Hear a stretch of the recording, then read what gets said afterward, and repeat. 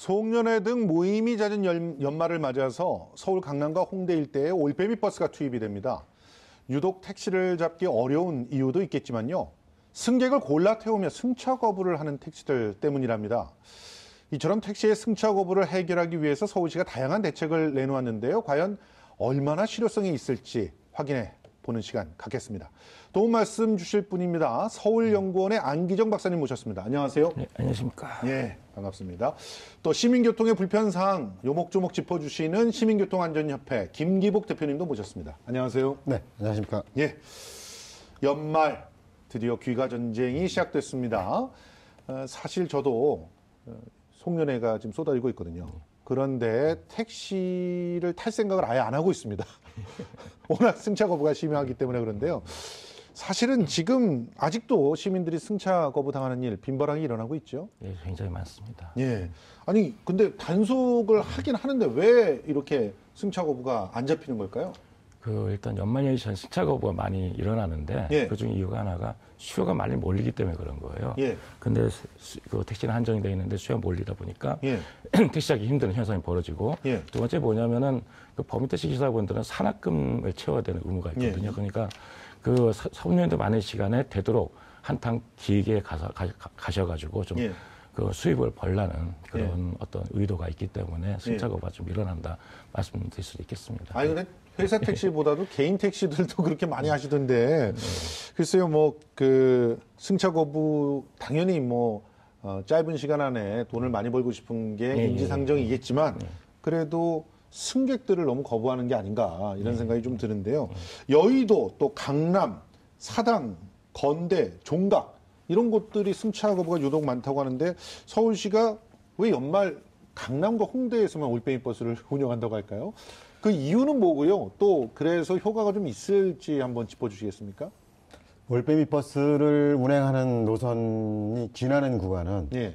효과가 있지요. 아, 그래요? 그런데 이제 중요한 문제는 이렇게 지금 그 택시 승차난을 겪고 있는 그 시민들이 이용할 그 이용자보다는 버스 대수나 노선이 턱없이 부족하다는데 이제 그 효과를 느끼지 못하는 그런 문제가 생기는 거죠. 그러니까 그러면 뭐 올빼미 버스 많이 늘리면 되지 않느냐? 뭐 간단한 얘기 아니겠습니까? 늘리면 되는데 왜 못 늘릴까? 이 택시 업계나 종사하시는 분들이 승객이 많은 시간을 이렇게 승차 거부를 하면서 승객들을 불편하게 함과 동시에 이분들이 또 이 올빼미 버스나 이 버스 운영을 못하게 해요. 그러니까 그 시간대에는 갑이 되고 싶으신 거예요. 그러니까 내가 승객을 골라 태우고 싶다. 그렇습니다. 그러니까 이제 올빼미 버스가 운행이 돼서 이제 택시 승객이 많지 않으면 골라 태울 수가 없잖아요. 그렇죠. 근데 참 이게 참 정말 부끄럽고 한탄스러운 얘기예요.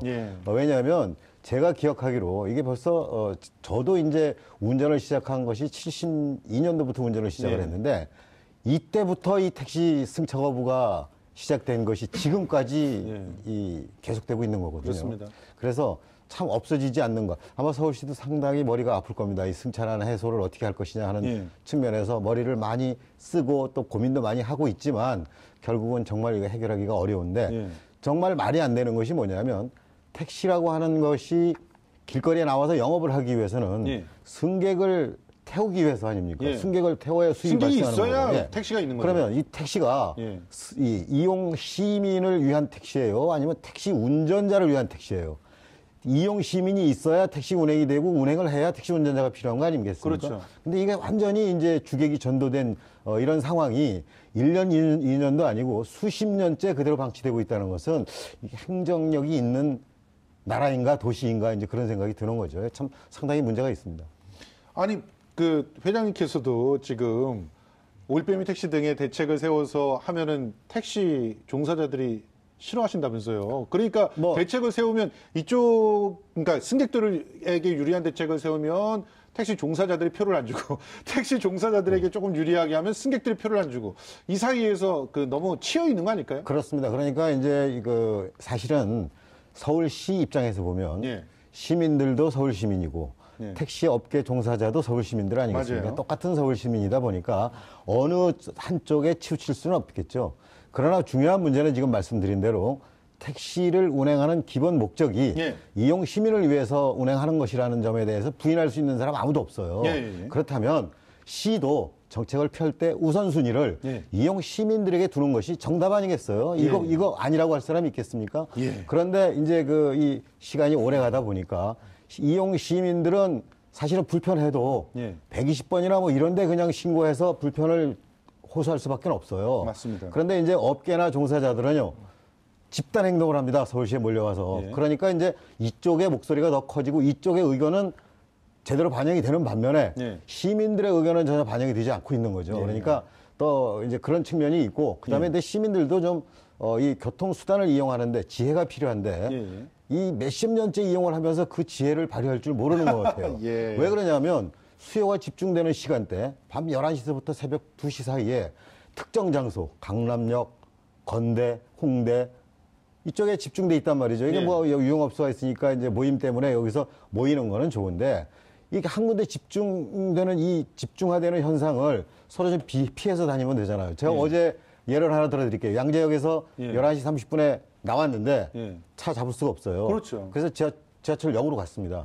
지하철역으로 가서 터미널 거쳐서 노량진까지 와서 거기서 택시 타고 귀가했어요. 그러니까 택시가 운행하지 않고 없는 데서 택시를 잡으려고 애를 쓸 것이 아니고 올빼미 버스를 타든 아니면 지하철을 타든 아니면 도보 한 정거장 정도 옮기든 뭐 이런 그 대체교통 수단을 이용해서 빈 택시가 있는데 가서 이용하시면 되거든요. 이런 측면도 좀 필요한 것 같아요. 예. 지금 뭐 굉장히 많은 대책까지도 이렇게 얘기를 해주셨는데 아니 기본적으로 연말에 이렇게 택시 기사들의 어떤 일종의 갑질, 승차 거부가 반복되는데 서울시나 이렇게 지자체에서 뚜렷한 대책을 아직까지도 못 만들고 있는 이유가 정말 택시 기사들의 뭐 혹은 택시 업계들의 집단 행동이나 이런 어떤 그 힘 때문입니까? 뭐 그런 것도 있지만 기본적으로 우리나라 같은 경우에는 예. 단속이 있는 건 좋은데 처벌이 굉장히 약해요. 아. 그러니까 뭐 얼마 전에 택시발전법이 통과되면서 뭐 삼진 아웃제가 도입됐지만은 외국에 비해서는 굉장히 턱도 없이 낮은 수준이거든요. 그러니까 외국에 비해서요? 예. 그러니까 일본 같은 경우만 해도 한번 적발되면 30일 영업정지에 바로 들어가거든요. 30일 영업정지요? 승차 거부가 되면?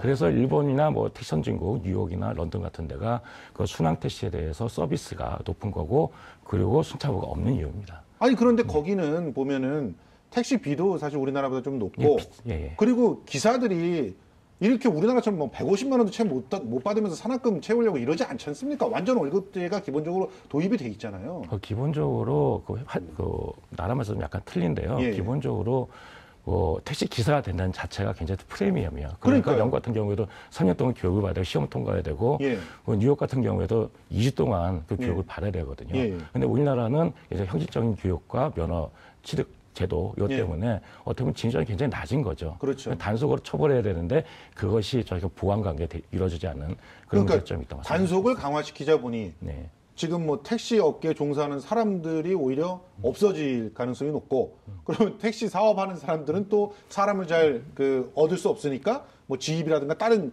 이상한 방법을 써가지고 또 그걸 도망가려고 하고 단속은 해야 되는 거죠. 맞습니다. 반드시 해야 되는데 기본적으로 그 일회성에 좀 그친다는 게 굉장히 문제가 되는 겁니다.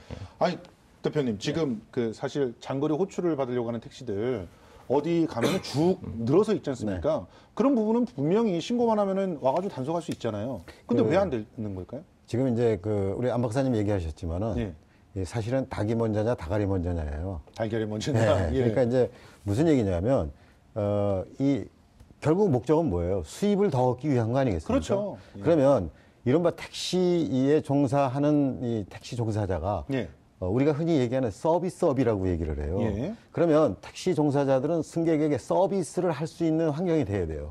그럼 서비스를 할 수 있도록 만들어주고 서비스를 하라고 그래야 되는데 그렇죠. 수익금을 맞추기 위해서 우선 하다 보니까 서비스는 뒷전으로 밀릴 수밖에 없는 거거든요. 그래서 뒷골목에 세워놓고 장거리 손님 기다리는 거예요. 완전 월급제를 갖다 완전히 도입하면 그런 문제 사라지지 않을까요? 완전 월급제를 하는 그 나라들은 그렇게 많지 않습니다. 사실은. 그래요? 근데 이게 급여제도가 완전 월급제냐 아니면 뭐 그 급여제도가 문제가 되는 건 아니고요. 어느 만큼 일정한 소득이 보장되느냐가 이제 중요한 거죠. 그렇죠. 그래서 지금 이제 첫 번째부터 이제 말씀을 드린다면 이런 거예요. 지금 이 시정을 하시는 분들이나 아니면 정치를 하시는 분들이 양손에 떡을 들고 다 먹으려고 그래요. 어느 한쪽을 버려야 되거든요. 왜 그러냐면 이 택시 운임, 이제 운임이라고 하는 게 맞는 말이고 택시 요금이라고 얘기하지 않습니까? 택시 요금을 시정부가 통제하지 않습니까? 그렇죠. 시정부가 통제하면 택시 수익금 보장해줘야 되잖아요. 그렇죠. 통제하려면. 근데 수익 보장 안 해주지 않습니까? 그래서 거기서부터 나타나는 부작용이에요. 그러니까 지금이라도 뭐 나중에 말씀드리려고 그랬는데 말씀 나온 김에 드릴게요. 서울시 이제 택시 요금 자율화하세요. 자율화해야 됩니다. 네, 그것도 하나의 대책이겠지만 그렇습니다. 오늘 주로 얘기하는 건 이제 서울시의 다른 대책들을 점검해 보려고 하는 거니까. 그러니까 그것이 안 되면 다른 대책들 얘기 하나 많아요. 그러니까 벌써 결론을 얘기하시면 안 되고 잠깐만요. 일단 그 서울시가 개발한 집으로 이 어플 있잖아요. 이 어플이 과연 대책이 될 수 있을지 한번 점검을 해봤으면 좋겠거든요. 어떤 어플입니까? 그 지불러라는 거는 예전에 그 카카오 택시가 나올 때 경쟁적으로 앱 택시가 나왔잖아요. 그 중에 하나에 그 한국 스마트 카드에서 만든 티머니 택시라고 있습니다. 티머니 택시? 그 업그레이드된 버전이에요. 그러니까 앱을 통해서 택시를 호출해가지고 그 오게 하는 그 수배를 하는 시스템인데 기본적으로 그 카카오 택시 문제점이 뭐냐면요. 그 기사한테 승객의 목적지가 노출된다는 게 문제예요. 그러니까 뭐 장거리만 골라타고 그런 문제가 생기는 건데 요거는 호출할 때 그 표시가 안 됩니다. 지금 저기 그 화면에 나오네요. 그러니까 딱 화면이 뜨면은 택시들이 주변에 가고 있는 게 잡히는 거죠. 그렇습니다. 그래서 그 중에서 호출할 택시를 자기가 선택을 해서 그러면 이제 그 택시가 호출이 돼서 그 사람이 내가 가겠습니다라고 이제 승인을 하면 배차가 완료되는 이런 시스템이니까 카카오 맞습니다. 택시랑 비슷하면서도 결정적인 차이가 있는 게 승객이 먼저 선택을 한다. 승객 선택하는 것도 있지만은 또 이것도 호출을 수락을 해야죠. 그렇죠. 근데 그것보다도 기사 입장에서 승객의 목적지를 알 수 없다는 게 그 장점이죠. 그러니까 시내 시외만 구분이 돼요. 시내 시외만. 왜냐하면 시외는 승차 거부 할 수 있으니까. 아니 그런데 문제는 이게 카카오 택시가 성공한 이유가 양방이 그래도 정보가 공유되잖아요. 한쪽은 기사가 어디 있는지를 알 수 있고 한쪽은 그 승객이 어디로 가는지를 알 수 있고 이렇게 공유가 되면서 합의가 이루어진다는 건데 이 택시 운전사한테 정보가 공유가 안 되는 그런 항목들이 만들어진다는 건데 이게 효과가 있을까요? 이용자 입장에서 봤을 때는 전혀 효과를 기대할 수가 없어요. 목적지를 모른다고 해서 예를 들자면 이거거든요. 그 이제 콜을 했을 때 택시 운전자가 콜을 받아줘야 되거든요. 근데 목적지를 알면은 단거리는 콜을 안 받아준다는 문제가 있다는 거죠. 그래서 이제 그것을 개선하기 위해서 이제 목적지를 알 수 없도록 한다는 얘기예요. 그런데 중요한 문제는 지금 현재 이게 왜 문제가 됩니까? 결론적으로 얘기하면요, 호출을 해서 이용하는 사람들에게만 필요한 거예요. 대부분의 택시는 그냥 서서 손들어서 타고 가요. 그러면은 이 호출한 택시가 호출이라고 표시해놓고 그냥 거기다 통과하면 길거리 서서 기다리던 사람 못 타요. 그럼 그렇겠죠. 이용자 입장에서는 아무런 도움이 안 되는 거예요. 사실상 따지고 보면. 그러면 승차 거부가 발생하는 특정 장소에서 기다리고 있는데 호출 표시해놓고 그 앞을 그냥 다 통과해버려요. 그럼 거기 서 있는 사람은 언제 타고 가요? 그러니까 그게 보이느냐 안 보이느냐 목적지를 아느냐 모르냐 앱이 뭐 잘 활성화됐느냐 안 됐느냐 별로 중요한 문제가 아니라는 얘기예요. 실제로 호출을 안 받아버린다는 거예요? 그렇습니다. 그리고 또 한 가지 중요한 문제는 이겁니다. 예컨대 강남역 같은 데서 택시 탈 사람들이 뭐 좀 속된 얘기로 바글바글 서 있어요. 그렇게 서 있는데 국회의원이나 그 뒷골목에 서서 저기 호출을 합니다. 안 가죠. 들어가겠습니까? 안 들어가죠. 안 들어갑니다. 그러니까 이 중요한 문제는 이 집중되는 시간에 수요와 공급을 어떻게 맞출 수 있느냐 하는 문제가 이제 중요한 문제고 이때 택시를 공급이 넘쳐서 수요가 넘쳐서 공급이 안 될 때는 다른 대체 교통수단을 이용할 수 있도록 해서 분산 효과를 얻을 수 있도록 적극적으로 노력하는 것이 효과가 있는 것이지 무슨 앱 그거 개발해가지고 그 무슨 효과가 있겠어요? 생각해보세요. 대표님 생각에는 택시 기사들이 이 앱을 별로 좋아하지도 않겠지만 물론이죠. 실제로 이제 효과도 없다. 그렇죠. 실용적인 효과가 그것도 없다. 택시 기사가 콜을 잡아주고 수락을 해야 이용이 가능한 거 아니겠습니까? 그렇죠. 그런데 그거 뭘로 안 하면 그만인데. 그 무슨 의미가 있어요? 그럼요. 그 무슨 그 효과가 이 되겠어요? 의견에 대해서 어떻게 생각하십니까? 좀 약간 의견이 좀 약간 틀린데 뭐냐면요. 다르군요. 기본적으로 택시가 콜을 수락했어요. 그리고 승객을 모시러 갑니다. 그럼 실차입니까 공차입니까? 그거는 실차라고 봐야죠. 실차라고 봐야죠. 요금 안 내죠, 근데 거기에 대해서. 그러니까 뭐냐면요. 이게 실효성을 갖기 위해서는 예. 택시에서 어느 정도 확실한 인센티브를 받아야 된다는 얘기예요. 그렇죠. 그러니까 뭐냐면은 지금 현재는 인센티브가 없습니까? 없습니다. 1,000원, 2,000원 뭐 콜비만 받고 그러면 받는다고 하는데 지금 현재 상태에서는 우리 박사님께서도 이 앱은 별로 실효성이 없다고 생각하시네요. 어느 정도 제약이 있다는 말씀드리고 싶은 거고요. 그래서 개선을 할 점을 지금 말씀하시는 거군요. 개선을 말씀드리는 게 뭐냐면은 기본적으로 콜 수락한 순간부터 몇 달 꺾고 오게 만들어야 되는 거예요. 그리고 아니면은 지금 기술로 가능하거든요. 어디서 수락해서 어디까지 갔다. 그럼 거리만큼, 지정 거리만큼 요금을 받는 거예요. 거기 추가시킨다고 그러면은 전혀 문제 될 거 없거든요. 기사 입장에서도. 그리고 강제 배차시키는 겁니다. 그래도 그 국기원이나 아까 말씀하신 그쪽 뒤에 차 막힌 데 들어가고 싶지는 않아 그리고 하시겠지만 기본적으로 그 서울 시내 야간 시간대 실차율 얼마 되는지 아십니까? 실차율이 상당하죠. 70%가 넘어요. 그 10대 중 7대 타고 있다는 얘기예요. 그렇죠. 어색이 어느 나라 택시가 이렇게 실차 높은 나라가 없습니까? 대부분 50대 왔다 갔다 하는 수준이거든요. 이게 뭐냐면은 택시라는 게 무엇이냐? 거부터 출발해야 되는 거예요. 택시가 뭡니까? 옛날에 인력과 비슷한 거예요. 뭐냐면은 택시 요금을 정할 때 원가주만 얘기합니다. 그러니까 기니까 얼마, 인건비 얼마 해가지고 연가가 수입이 여기니까 톤돈이니까 얼마 택시 요금이다 얘기하는데 뭐가 잘못되느냐? 택시는 필요 급하게 이용할 사람이 이용하는 거고 대중교통 보안 수단입니다. 그게 뭐냐면 내가 이용하면 다른 사람 못 하는 거예요. 내가 이용하면서 다른 사람 폐기를 끼치는 거죠. 다른 사람 대기시간 더 길어진 겁니다. 그거를 자기가 지불해야 되는 거예요. 그거는 요금 구조는 전혀 반영이 안 돼 있습니다. 그러니까 택시가 대중교통이 되면 안 되는 이유가 뭐냐면은 택시는 대중교통 보안 수단이나 고급 교통 수단이지 택시가 원가주의로 그런 실차율 70%를 기록하게 만드는 그런 수단이 아니란 말입니다. 그런데 우리 박사님 오늘 좀 흥분하셔서 마이크를 자꾸 치시는데 마이크는 치지 않고 얘기해 주십시오. 안 박사님 말씀에 전적으로 공감을 합니다. 그런데 문제는요. 누가 콜 했을 때 콜 요금 받도록 안 했죠.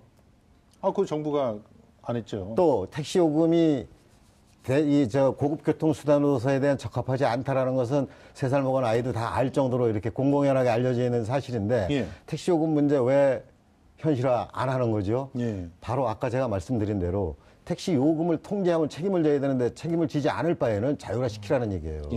그래서 이 수요와 공급이 자율적으로 정립되도록 만들어줘야지 그 책임도 못 지면서 이걸 전부 다 규제권을 갖고 있는 것이 문제라는 얘기죠. 그런데 지금 택시라는 대중교통, 그러니까 일단 택시가 교국 교통 수단인데 사실상 대중교통의 빈 구석들을 많이 메꿔왔지 않습니까? 그런 그 역할들을 하지 않아도 서울시의 대중교통 체계가 완성이 돼 있나요? 그렇죠. 지금 시대가 어느 시대입니까? 과거에 차가 없어서 택시를 이용하던 시대가 아니에요, 지금. 그런 지금 안 박사님 잘 아시지만 택시가 이 수송하는 수송 분담률이 10% 약간 넘어요. 그러니까 전체 교통수단에서 차지하는 비중이 뭐 30%씩 차지하던 시대가 바뀐 거예요, 지금. 그런데 여전히 그 행정체계는 그대로 가고 있는 거란 말이죠. 그러니까 서울시가 예를 들면 요금 인상 문제라든가 이런 걸 하게 되면 시민들로부터 이제 비난을 받게 되니까 이 비난 피하고 싶고 또 그렇다고 해서 택시 쪽을 지금 이렇게 좀 이대로 제도에서 가려고 보니까 택시 쪽에서 살기 어렵다고 아우성이고 택시 사업 안 된다고 그러고 택시 운전자 구인난으로 지금 엄청나게 어려움을 겪고 있는 것도 사실이에요. 그렇습니다. 거기다가 젊은 사람들이 수익이 안 되니까 택시 업계로 안 가지 않습니까? 그래서 지금 전부 택시 고령화돼 가지고 지금 이용자 입장에서도 한결같이 하는 얘기가 그 얘기예요. 밤에 택시 타기 두려워, 겁나. 나 어제 저녁에 택시 탔는데 기사가 내비를 찍을 줄 몰라가지고 엄청 고생했어. 뭐 이런 얘기들 수없이 듣고 있지 않습니까? 맞습니다. 이 시대에 따라서 행정도 바뀌어져야죠. 그리고 누가 택시 콜하고 콜 요금 안 내겠다고 했어요? 콜 요금 낼 테니까 승차 거부 당하지 않고 필요한 시간에 이용하게 해달라는 거 아니에요. 그런데 콜 요금도 안 받는데 택시 기사가 왜 뒷골목까지 들어가고 길거리 서 있는 손님 태우면 빨리 회차율이 높아지는데 거기 콜 수락하고 따라가요. 그러니까 이거는 물이 얕은 대로 흐르듯이 순리를 거슬러 가고 있는 거예요. 순리대로 가야지 순리를 거슬러 가면서 이것이 뭐 누구 문제다 얘기할 수 있는 상황이 아닌 거죠. 알겠습니다. 지금 이 두 분이 이제 다 택시가 일정 정도 서비스를 제공하는 만큼 거기에 대한 비용을 받는 체계로 좀 바뀌어야 되는데 그게 바뀌지 않는 상태에서 다양한 대책들이 나와봤자 미봉책이다라고 하는 얘기들을 두 분이 하시는데 조금 초점은 좀 다릅니다. 이제 우리 대표님은 기본 요금 자체를 좀 올려야 된다고 하는 것이고 또 콜비에 대해서는 서로가 비슷하게 그 거리에 따라서 비용을 갖다 좀 내야 된다는 그런 얘기를 하고 계시는데 자, 근데 우리가 주목해 봐야 될 것 중에 하나가 카카오 택시에서 이번에 도입한다는 그 장거리 우선으로 했을 때 더 인센티브를 주겠다는 거. 이거는 실제로 인센티브는 제공이 되잖아요. 그럼 효과가 있겠습니까, 박사님? 글쎄요, 그건 잘 모르겠는데 뭐냐면은 예. 카카오 택시도 압력을 워낙 받다 보니까 예. 고육지책으로 좀 내놓은 대책이 아닌가 생각을 해요. 뭐냐면은 예. 서울시나 뭐 시민단체나 전문가들도 목적지 호출을 노출시키지 말라고 예. 눈에 당부했거든요. 예, 예. 그래서 실제로 싱가포르에서는 그 앱상에 목적지를 노출하지 않도록 돼 있습니다. 아, 승객에 했는데 카카오에서는 그러면 이용 안 한다 그래가지고 예, 맞아요. 안 하는 거거든요. 택시 기사들의 가장 핵심적인 불만이고 요구사항이 바로 그 정보를 공유해달라는 거거든요. 네, 그렇습니다. 예, 근데 문제는 뭐냐면은 기본적으로 그 서울시나 뭐 저도 연구할 때 그랬지만 카카오 택시한테 정보 공개를 요구하면 공개를 안 해줘요. 예. 이게 뭐냐면은 개인정보라는 얘기죠. 예. 근데 직계정보 어떻게 개인정보인지 잘 모르겠고 예. 그리고 그 카카오 차원에서 그 내기로 뭐 인센티브 준다고 그러지만 실적 된지 안 됐지는 저는 모르는 거예요. 예. 왜냐하면 공개를 안 하니까. 예. 어떻게 돼가고 있고 실적이 어떤지 그런 게 오픈이 안 된 상태에서는 그 효과성을 가늠하기 쉽지 않다. 저 말씀드리겠습니다. 그러니까 단거리 운행을 많이 한 기사한테 인센티브 주겠다라고 하는 거는 다분히 선언적인 얘기지 실제로 그게 실행이 될지 또 효과가 있을지는 다 미지수다. 그렇죠. 이런 얘기시죠? 예. 그건 뭐 대표님도 같은 생각을 하고 계시는 것 같은데. 그게 이제 세상에 공짜가 없지 않습니까? 그렇죠. 네. 그렇게 생각하시면 간단해요. 그러니까 무엇을 어떻게 하겠다 여러 가지 이렇게 뭐 대안인 것처럼 내놓지만 꼼꼼히 따져보면 저게 과연 실현 가능한가는 이게 공짜가 있느냐 없느냐 보시면 답이 정확하게 나옵니다. 아니 저는 사실은요 이렇게 승차 거부가 있을 거라고 예상을 해서 차라리 그냥 차를 가져가는 편이에요. 그래서 차라리 대리 기사를 갖다 부르는 그런 방법을 선택하고 있는데 이런 식으로 승객들의 어떤 그 뭐라고 해요 승객 명수가 요구가 이렇게 분산이 되거나 좀 사라지면 승차 거부가 사라지지 않겠습니까? 그럴 수 있는 대책들은 올빼미 택시 이외에도 많지 않습니까? 근데 왜 그런 대책들은 올빼미 버스 이외에도 많을 것 같은데 그런 대책들은 왜 안 쓰는 거죠? 기본적으로 콜버스라는 게 있긴 있죠. 예. 그러니까 그 다인승 10인승 이상의 그 택시라 볼 수 있는 건데 지금 그때 손님 호출을 받아가지고 노선을 그때 유동적으로 해서 지금 운행을 하고 있습니다. 그래서 아니 그리고 지하철을 좀 늦게까지 다니게 한다거나 이런 것들도 대책이죠. 예, 그게 합의가 필요한 현상인데 뭐냐면은 기본적으로 아까 말씀드렸지만은 택시 요금이 현실화 돼야 되는 거예요. 그러니까 뭐냐면 할증률이나 그런 것이 지금 우리나라 같은 경우는 20%고 그리고 12시 4시인데 우리나라만큼 할증률이 낮고 할증 시간대가 좁은 데가 없어요. 대부분 7시간, 8시간 이렇게 가거든요. 그러니까 그런 걸 현실화시킨 속에서 대중교통 공급을 늘려나가는 게 정상이죠. 그러니까 요금 체계에 대해서 이제 효율적으로 할 수 있는 방법들이 많이 있어요. 근데 이제 그것을 결론적으로 그게 이제 요금이 올라가는 효과를 가져오니까 이제 행정하는 분들은 상당히 부담스러운 거예요. 그래서 지금 안 하고 있는 거거든요, 사실은. 왜 그러냐면 뭐 우리 안 박사님 잘 아시지만 이 할증 요금이라고 하는 것이 이 수요를 분산시키는 효과가 대단히 제일 큽니다. 그래서 예컨대 이 할증 시간을 지금 자정부터 하는 것을 11시 정도로 1시간 정도만 앞당긴다고 하더라도 11시부터 일어나는 이 승차난을 상당히 많이 완화할 수 있는 효과가 있어요. 승객들이 일단 일찍 들어간다는 거죠. 그렇죠. 일찍 들어가니까 분산이 되거든요. 그런데 이 사람의 심리가 대단히 이상하잖아요. 할증 요금을 낸다는 것에 대해서 소비자들도 상당한 부담을 갖습니다. 그렇죠. 그리고 여기에 따라서 더 한 가지 필요한 것이 지금 할증률이 20% 물리거든요.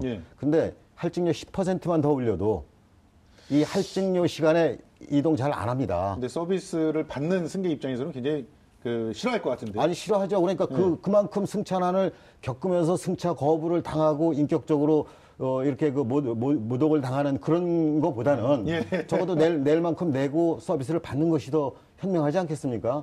그것을 아무리 그래도 자본주의 사회라도 많은 사람들이 그것을 원하고 있지만 지금 그것을 원하는 사람들에게 맞춰주지 못하고 있는 거예요.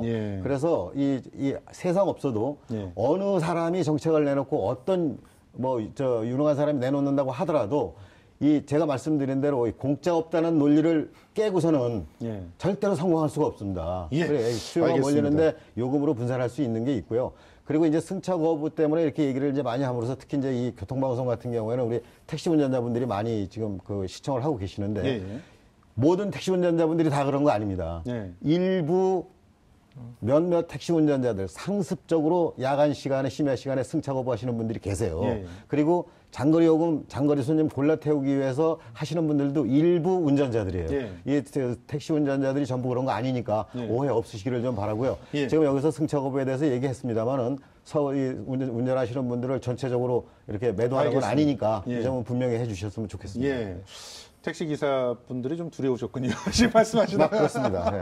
자, 우리 박사님, 근데 사실 여러 가지 대책들을 함께 고민하면서 예. 단속도 높여가야 된다고 얘기를 했어요. 예. 그런데 박사님께서 생각하실 때 지금 현재 단속 걸렸을 때의 어떤 처분들을 좀 정리해 주시고 앞으로 어떻게 높여야 되는지 좀 알려주시면 좋을 것 같아요. 기본적으로 현재 특발법 때문에 좀 약간 강화되긴 했는데 예. 1차 적발이 되면 20만 원. 1차 적발 시 과태료 20만 원. 20만 원 예. 그리고 경고. 경고. 2차 적발 시에는 더블이 됩니다. 40만 원에 30일 영업점 정지. 예. 그리고 세 번째 했을 경우에는 다시 또 더블이 돼가지고 80만 원에, 60만 원에 면허 취소가 됩니다. 예. 근데 지금 현재 단속 처분이 그렇게 된다는 거죠? 예, 그렇습니다. 근데 어떻게 강화돼야 된다고 생각하십니까? 그 일본 같은 경우만 해도 30일 영업정지 아까 말씀드렸죠. 원 스트라이크 그냥 바로 30일 영업 전쟁인가요? 그 다음에 또 하면은 60일 영업정지 들어갑니다. 그리고 영업 같은 경우는 500파운드의 벌금이 들어갑니다. 500파운드요? 예. 환화 따지면 80에서 100만 원 정도. 한 번에? 예. 아. 그러니까 굉장히 외국에 비해서는 처벌 수준이 약하다고 볼 수 있는 거죠. 예. 예. 사실은 처벌 수준도 약하지만 단속이 된다고 해서 바로바로 그 처벌되지 않는다는 그런 불만들도 있더라고요. 정상 참작이 된다거나 이런 부분이 그게 꽤 그래서 많다면서요. 지금 논의되고 예. 있는 게 이렇게 뭐냐면은 신고를 하잖아요. 예. 그러면 그걸 취합해서 각 지자체로 구청으로 다 이관을 시켜요. 그래서 예. 처분을 결정하는데 예. 심을 해가지고 예. 거기서 지자체에 따라서 그 처분율이 좀 약간 편차가 나온다는 게 문제가 예. 되는 거죠. 예. 일관적인 기준이 없다. 예. 그래서 지금 서울시가 논의하고 있는 거는 그를 처분권을 예. 서울시로 환수한다. 그런 논의가 좀 그렇군요. 자, 그러면 마지막으로 이제 한 말씀씩 좀 부탁드릴게요. 자, 연말 택시 승차 거부 근본적으로 막기 위해선 이걸 해야 된다. 한 줄 정도로 짧게 부탁드리겠습니다. 한 줄로 뭐 대안을 말씀드리기는 어렵고요. 워낙 복잡한 시간이 상황이기 너무 때문에. 다가가지고요. 예. 일단 택시는 택시답게 예. 운행하도록 노력하는 것이 가장 현명한 답이 될 겁니다. 그리고 서비스엔 공짜가 없다? 예. 예, 알겠습니다. 박사님. 똑같은 말씀이지만 전 달리하면은 택시 수요 관리 해야 된다. 수요 관리를 그런 하죠. 측면에서 예. 택시 요금도 좀 대폭적으로 인상을 하고 예. 그러면서 대중교통 공급을 좀 늘려나가야 된다. 예. 병행해야 된다는 얘기죠. 예. 예, 알겠습니다. 아주 뜨거운 그런 토론 속에서 우리가 발견한 것은 대중교통 체계가 미비할 때의 그런 정책들을 버리고 지금 대중교통이 완성되어 있는 이런 상태에 맞는 그런 정책으로 갈아타야 될 때가 아닌가 하는 생각해 봅니다. 지금까지 서울연구원 안기정 박사 그리고 시민교통협회 김기욱 대표 모시고 승차 거부 택시 근절을 위한 대책 얘기 나눠봤습니다. 두 분 고맙습니다. 감사합니다. 고맙습니다.